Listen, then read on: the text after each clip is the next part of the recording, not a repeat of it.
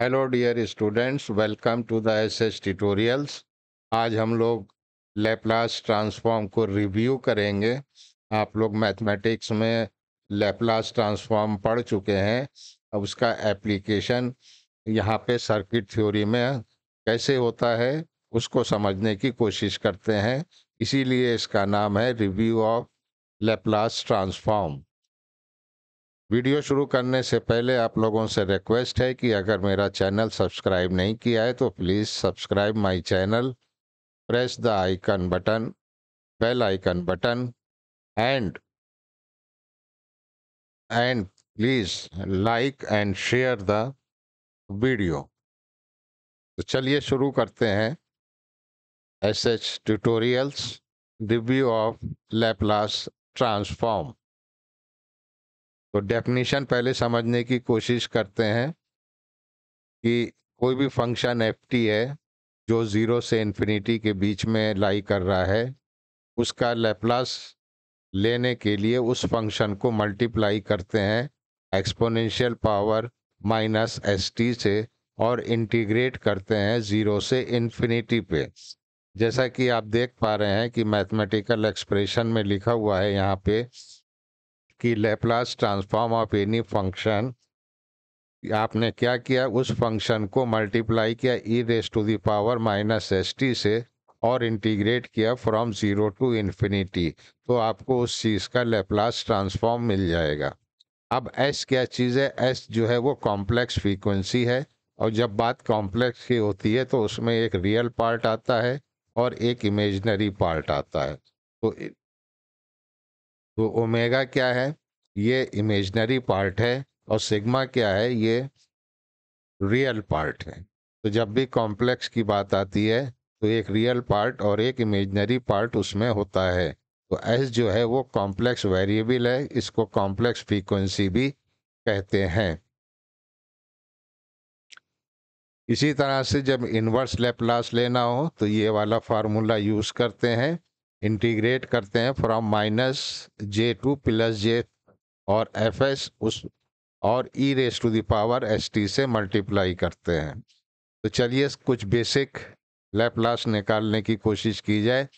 E raise to the power A t का Laplace हमें निकालना है, तो डेफिनेशन के हिसाब से इसको हम मल्टीप्लाई करेंगे e raise to the power minus S t से, और 0 से इन्फिनिटी के बीच में इसको इंटीग्रेट करेंगे। तो हम जानते हैं कि जब बेस सेम हो तो एक्सपोनेंट ऐड हो जाते हैं। तो यहाँ पे बेस दोनों का सेम था तो एक्सपोनेंट ऐड हो गए, यानी A T minus S T. यहाँ पे t कॉमन है तो t कॉमन बाहर ले लिया, तो ये वाला एक्सप्रेशन आ गया ब्रैकेट में s माइनस ए। जब आपने इसको इंटीग्रेट किया तो एक्सपोनेंशियल का इंटीग्रेशन हमें पता है कि जो है ये वाले चीज़ ऐसी रहेगी और एक्सपोनेंशियल वाला पार्ट नीचे आ जाएगा, और लिमिट लगाएंगे 0 टू इन्फिनिटी। तो e raise to the power minus infinity minus E raise to the power 0, यानी upper limit minus lower limit, इसकी वैल्यू 0 होती है, और ई ने एक्सपोनेंशियल की पावर 0 की वैल्यू 1 होती है। तो हमारा लैप्लास ट्रांसफॉर्म आ गया 1 अपॉन एस माइनस ए। तो अगर exponential E raise to the power A T है तो उसका लैप्लास आएगा 1 अपॉन एस माइनस ए। ये सब बेसिक फार्मूले हैं जो कि आपको याद रखने हैं।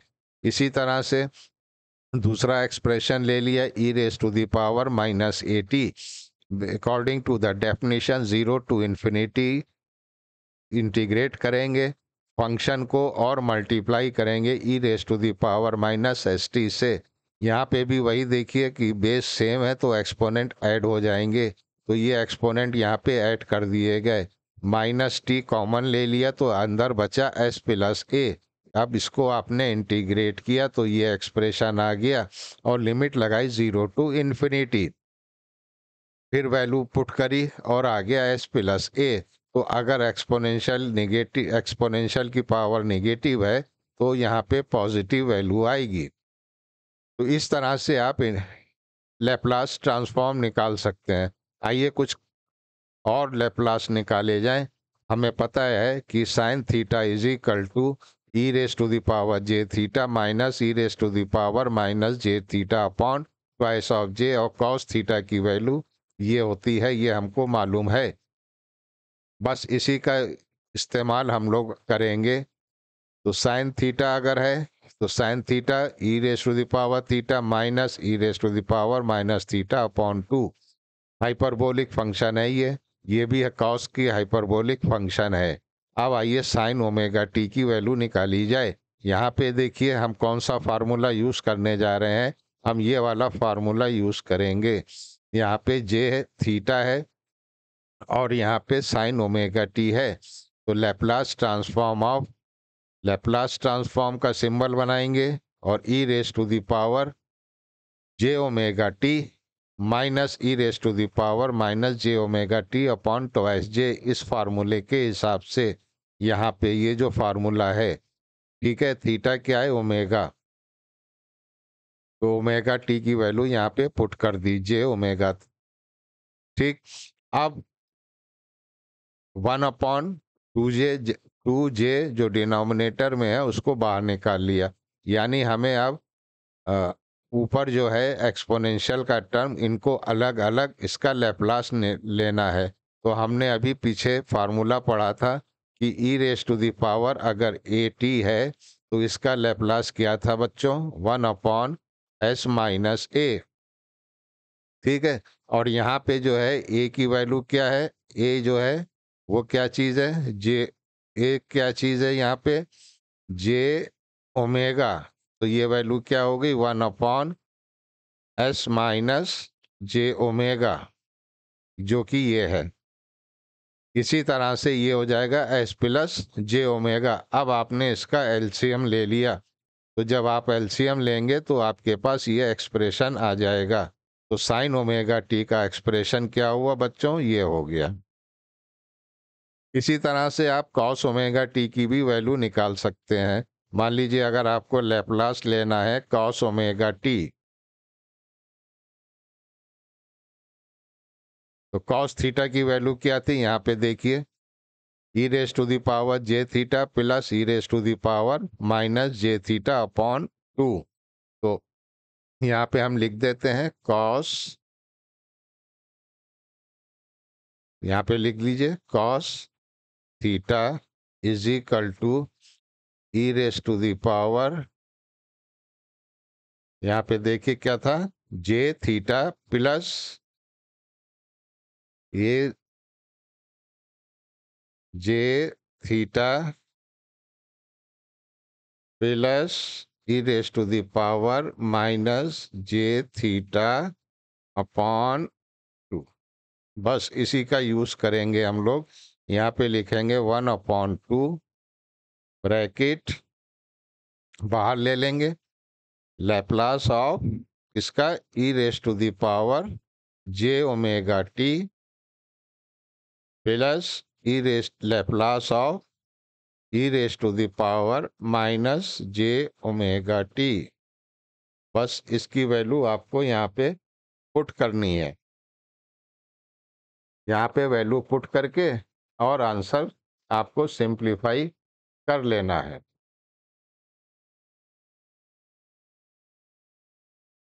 तो क्या होगा बच्चों, बताइए। बहुत सिंपल, इसका क्या होगा, 1/2 bracket E raise to the power J omega T, यानी 1/s-जे ओमेगा प्लस ये क्या होगा, 1/s प्लस जे ओमेगा। अब आप इसको सिंप्लीफाई कीजिए, ये क्या हुआ, s/s² प्लस ओमेगा स्क्वायर। सिर्फ आपको एलसीएम इसमें लेना है और कुछ भी नहीं करना है, ठीक है ना।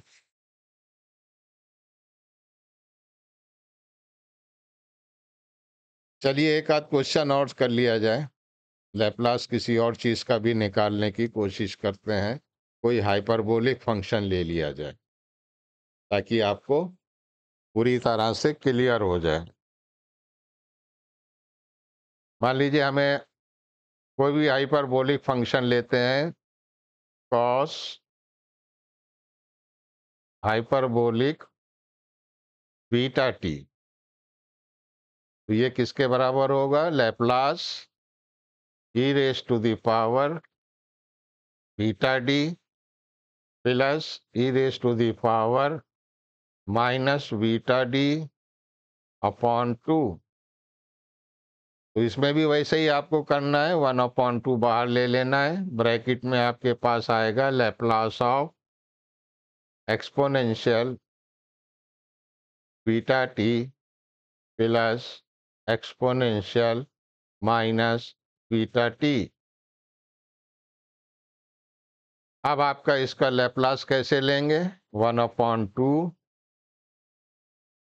इंटीग्रेट करेंगे फ्रॉम 0 टू इंफिनिटी, फंक्शन है ई बीटा टी, इसको मल्टीप्लाई करेंगे e raise to the power minus S t से into d T, plus integrate करेंगे फ्रॉम 0 टू इंफिनिटी, फंक्शन है ई माइनस बीटा टी, इसको मल्टीप्लाई करेंगे e minus S t से into d t. 1/2, तो ये क्या है, इसको कैसे लिखेंगे? 0 to infinity E raise to the power beta T minus S T D T plus 0 to infinity E raise to the power minus beta T minus S T D T. इसको कैसे लिखेंगे? अब सिंपल हो गया, 1/2 bracket bracket, अब कैसे लिखें? 0 to infinity E raise to the power minus S, bracket में ले लिए, S minus beta T D T plus 0 to infinity E raise to the power minus S plus beta into T. ठीक है, आगे चलिए। तो इसको हम कैसे लिखेंगे?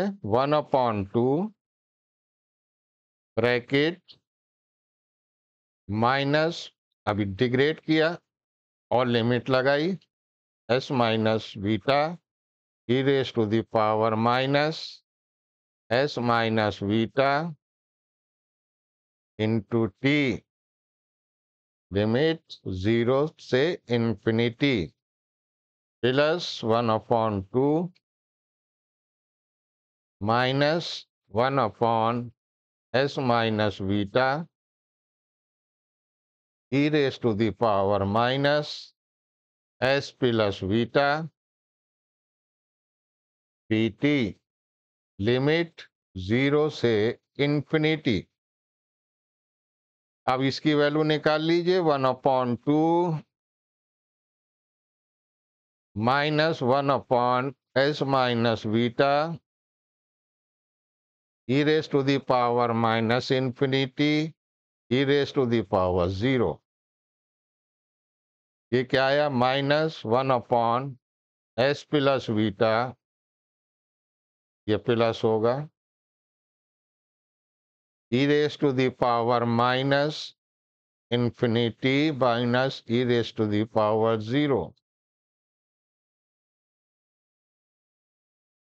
अब आपके पास वैल्यू आ गई 1/2 bracket 1/s minus beta plus 1/s plus beta.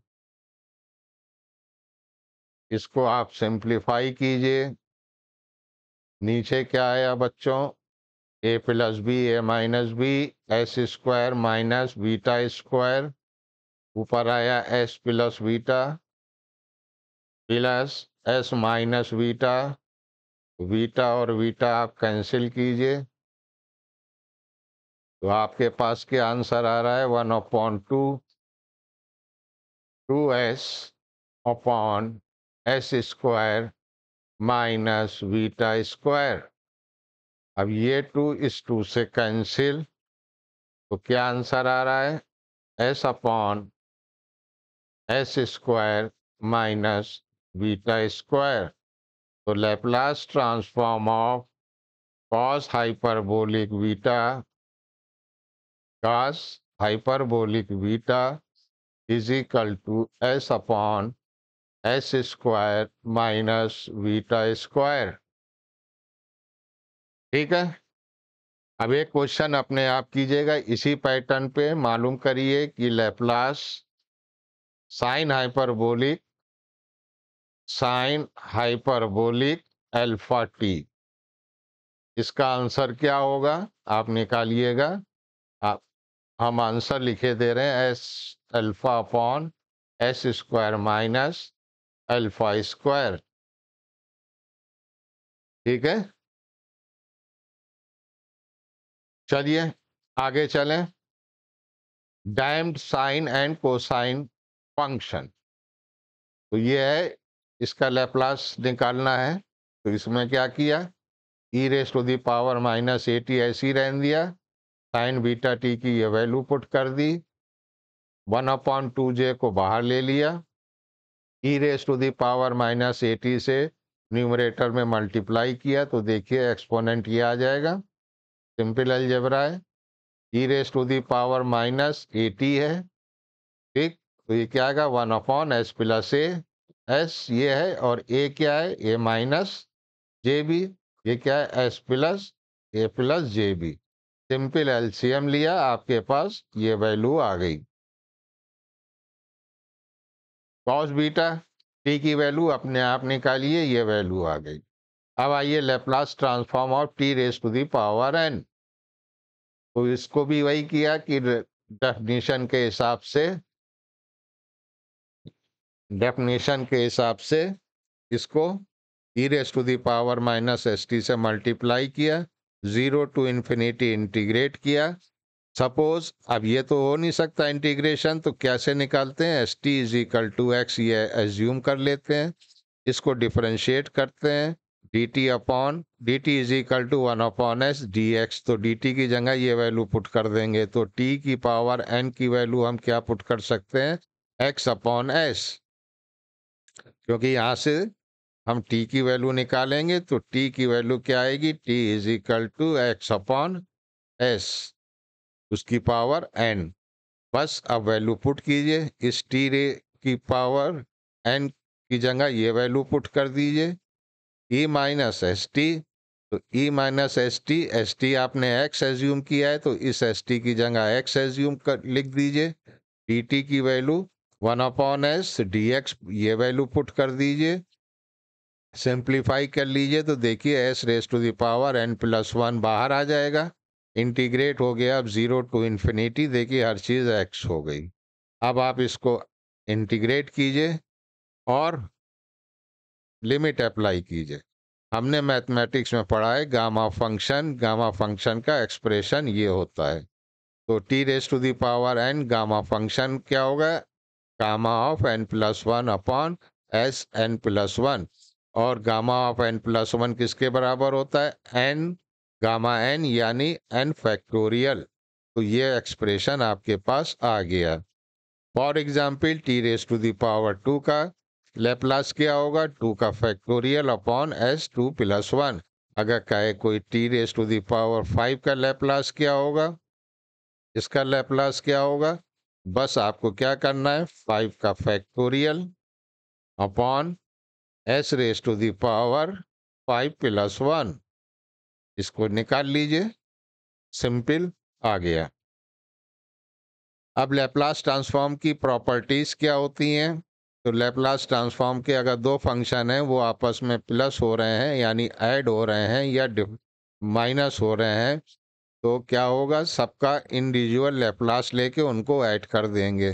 तो जैसे मान लीजिए फंक्शन f1 f2, इसका लैप्लास, ये दोनों प्लस हो रहे हैं, तो आपको f1 का लैप्लास अलग लेना है, f2 का लैप्लास अलग लेना है और दोनों को ऐड कर देना है इस तरह से। अगर कोई फंक्शन के साथ कोई कांस्टेंट है तो कांस्टेंट को बाहर ले लेना है, फंक्शन का लैप्लास लेना है, दैट इज AFS। ठीक है। उसके बाद लीनियरिटी थ्योरम, अगर कोई एक फंक्शन f1 है एक f2 है तो लैप्लास ट्रांसफॉर्म f1t और f2t होगा। a1 और a2 कांस्टेंट है तो a1